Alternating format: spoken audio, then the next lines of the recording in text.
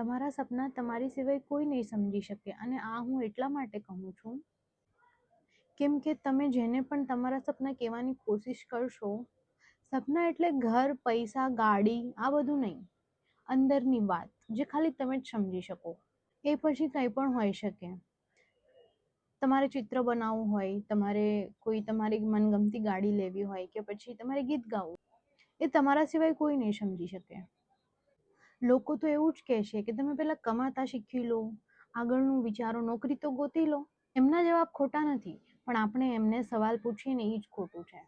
કેમ કે આપણને ખબર છે કે આપણે બોલતા નથી, આપણો અંદરનો અવાજ બોલે છે.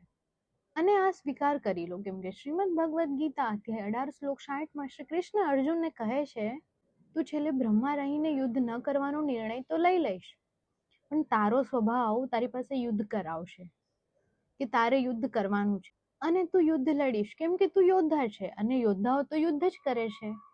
અને આના પરથી મને એ સમજાયું કે આપણે નથી બોલતા, આપણો અંદરનો અવાજ બોલે છે કે મારે શું કરવાનું છે, મારે ઓલું કરવાનું છે. અને આપણે અંદરના અવાજને દબાવવાની કોશિશ કરીએ છીએ કે હું નથી કરવાનો, હું આ શું કામ કરું, હું કેમ કરું આ બધું, હું તો નહીં જ કરું. અને આપણે ડરના લીધે નથી કરતા, આપણે એને મૂકી દઈએ છીએ. ઘણી બધી વાત એવી હોય છે કે જે આપણને કોઈ પણ વસ્તુ કરવા માટે રોકતી હોય છે, પણ આપણે સમયને ધ્યાનમાં રાખીને આગળ વધવું જોઈએ. અને આ એક જન્મનું નહીં, ઘણા બધા જન્મનું પરિણામ મળીને એ આપણને કર્મ કરાવે છે.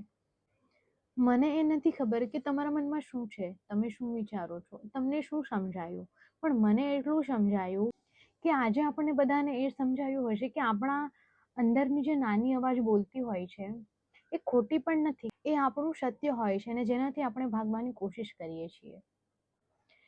જેટલું આપણે ભાગશું એટલું જ એ આપણા પાછળ આવશે. બસ આટલું જ. જય શ્રી કૃષ્ણ.